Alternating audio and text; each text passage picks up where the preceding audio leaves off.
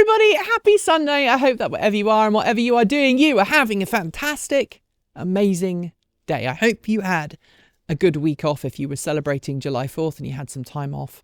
I know most people get some time off, and I hope you were among them if you are in a country that was celebrating July 4th, namely the US. Also, I hope if you were, in the UK this week, you voted. You did remember to vote, right? I don't really mind who you voted for. I'm more interested that you voted. That's the important thing. That was someone driving very quickly down the road in an old Scooby.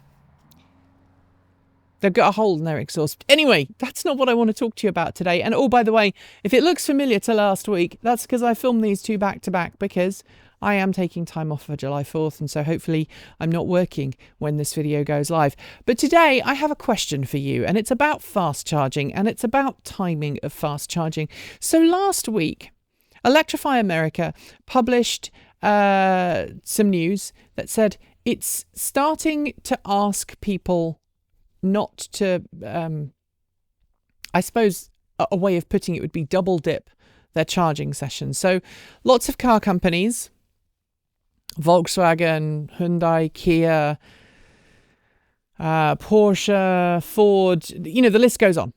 When you buy an EV from these companies, they go, as a thank you for buying this EV, we will give you complimentary access to Electrify America, or insert your name of network here, and you'll get either a certain amount of power for free. For the Ford F-150 Lightning, I got 250 kilowatt hours of free charging on the Electrify America network even.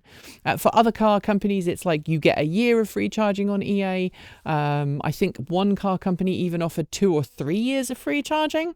And that was through a deal with EA and the automaker in question. You can just rock up, plug in, and you won't have to pay for electricity. And that's fantastic, right? It's a great incentive to get people behind the wheel. But the problem has started to arise that people are plugging in and charging until their cars are absolutely full. And if the charging station in the car stops charging at like 80, 90%, which is what it normally would do, they're unplugging their car, plugging it back in, and then trying to charge all the way up to 98, 99%, when they don't actually need to because they're not making a long distance trip. They're just trying to basically maximize their free power. And that's leading to queues at charging stations. We've talked about bad etiquette of charging station practice here on the channel before. And all of that has been getting worse because there are more EVs on the road even. I can't speak today. There are more EVs on the road. Yay. But there are more people now doing this, I'm going to call it double dipping of charging. So EA has been writing kind of semi-snotty letters to people that it thinks has been violating that and going, hey, you charged for free for 30 minutes and then we caught you doing it again at the same charging station. Now, it's obvious to you and I think that person charged at 80%, unplugged the car, plugged back in and charged all the way up. And EA is like, you can't do that. You have to charge, you get 30 minutes of free charging, and then you have to sod off. And some people are upset about it because they're like, but I got free power.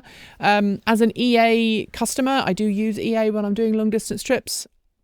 I don't like it when I find someone doing it because inevitably it's always somebody sitting at one of the highest power charging stations, just charging at 1 or 2 or 3 kilowatts, while there's a queue of people behind them in cars that are capable of charging at much higher rates, and they're all waiting. And that's not good. I don't like that. I know you probably don't like that either. So I would love to know if you think this is something that's going to become normal. Should we be saying to people, okay, you've had 30 minutes, sod off? Or we say, okay, you've put in 80 kilowatt hours. You've got enough battery charge now to get to your next location. Off you go. And maybe allowing exceptions. So there are some out of the way EA stations where it's a rural location and it's in the middle of nowhere and you've really got to hustle to get to your next charging station. And if the weather's not good or you're towing, maybe you really do need to charge up to 100% before you get on. Maybe in those situations, there is an exception. But for busy urban locations where there are going to be lots of people queuing to charge, I support a ban on charging above a certain time limit. And if you really do need to charge more, then go find another charging station or come back a bit later on. Maybe it's like you can't return within half an hour. So if you really do need to charge more, you can unplug, park up, come back, charge up, and off you go. It just feels like a safer, nicer way of making sure that everyone has access to charging instead of just sitting there and hogging it until you're done and screw everybody else. But I don't know, maybe I'm old-fashioned. Tell me what you would like to see in the down below. I hope you enjoy the rest of your weekend, and I will be back next week as usual with more awesome content. Thanks for joining me today, and if you've got thoughts, make sure you leave them below in our Discord chat room, or you can reach out to us on Mastodon.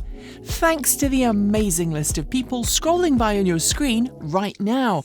They are some of the more than 1,500 people who help fund this channel through Patreon and YouTube. They help cover our bills, pay our team, and they make sure that we can remain 100% independent. If you'd like to join them and see your name listed here, just follow the links below. There are a range of different tiers you can sign up for, from as little as $1 a month, or if you pay yearly, just over $10 a year.